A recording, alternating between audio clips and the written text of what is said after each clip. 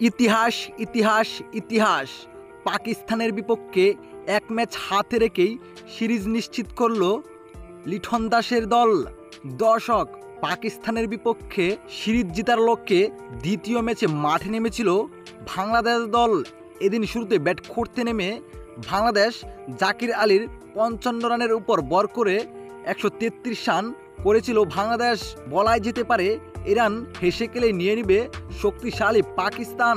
তবে দর্শক, এরপর বোলিং নেমে বাংলাদেশের বোলাররা যে বলটা করলো রীতিমতোই অবাক হয়ে একের পর এক আউট হয়ে টেবিলে এনে ফিরালেন পাকিস্তানের বড় বড় তারকাদের তানজিদ সাকিব ও শরীফুল ইসলামরা।